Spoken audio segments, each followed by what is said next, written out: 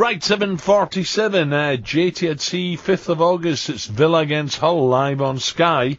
John Terry made quite an impression on his new Villa teammates with his initiation song at the Championship Club pre-season training camp over in Portugal. John stood up and delivered a rendition of Benny King's Stand By Me. No, I won't be afraid. No, I won't be afraid. Just as long as you stand by me.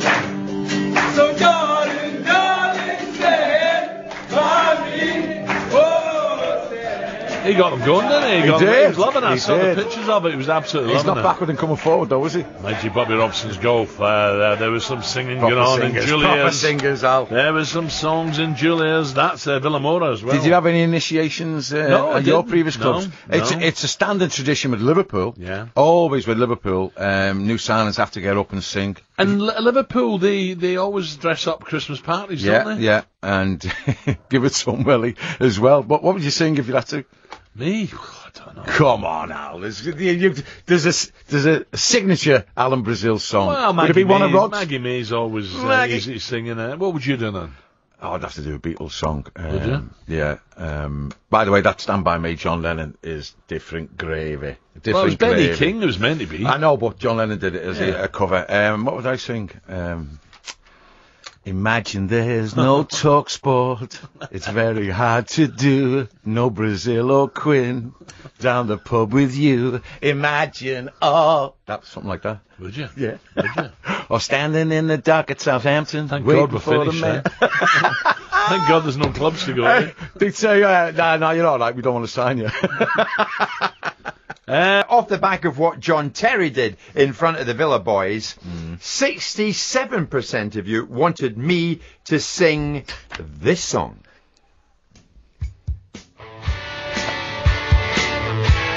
Whoa, whoa, whoa!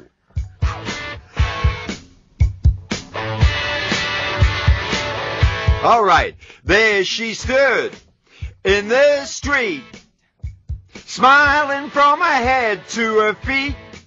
I said, hey, well, what's this? Now, maybe, baby, maybe she's in need of a kiss. Not bad. I said, hey, Well, that was bad. what's your name? That went right through the Richter scale. Maybe we can see You're things right. the You're same. not singing. Now, The chorus don't is you good, wait though. or hesitate. Oh, that was good. Let's move before they raise the parking Now, you'll like rate. this. I kind of calm down at this bit. Oh, right now, baby, it's an all right now. Oh, it's horrendous. We're out. Sorry, we're gone, mate. See you, Jim. Bye-bye. Take care. H&J losing listeners right now. Danny Murphy and Des Kelly have decided to leave the studio. And I like the story about the umpire at Wimbledon that sounds like Barry White. You seen this? I'd love to hear him. The Walrus of 40 Love. A centre court umpire has become a Wimbledon hit thanks to a voice which sounds like the late soul crooner Barry White. Barry White. Frenchman Kader Nooney wowed the crowd with his Walrus of Love baritone. Have we got any of it? Has anybody recorded any? Never gonna give you out. That's Rick Ashley. Oh yeah, no, that's it. What am I talking about? That's the wrong one, isn't it? Yeah. He's singing a bit of Rick Astley Yeah, for yeah, I us. don't know The why- Walrus I don't of know. Love. Yeah, I Rick don't know why I Astley. did that one. Maybe Rick's put a bit of Oh, weight on. Honestly, it's not that. It's just my He's brain, thrown by the cricket. My brain's His brain gone. is scrambled by Gary Balance. Kader Nooney, he is absolutely brilliant. Not only does he sound like Barry White, he really plays up to it. So he'll say 40 love. Oh, really? So I will record some. He's on court 14 later this afternoon, so I'll record some of that and That would send be it good. over to you. We'd like He was never going to give it up. That was one of his. Yeah, I just it got the was. wrong song, yeah. It was. That's Yeah. right. But it was beautifully sung. But got it was it just. It completely, was yeah. just a touch later. Let the players play. That's not what I miss. Now, I mean, apparently yesterday on centre court and indeed around Wimbledon, as there are probably in your garden and elsewhere at the moment, we have a plague of flying ants. So in every report it was, oh, I've got the flying ants in my mouth. I think I probably swallowed a few. And then we even get a boffin. They get a boffin in. Paul Hetherington from Bug Life. All the people. A production team have put this together for you. So we're looking forward to hearing it too. It doesn't seem to me like it's enough. It's just not enough. It's just not enough. darling. Christine Love. Lovely. My darling, I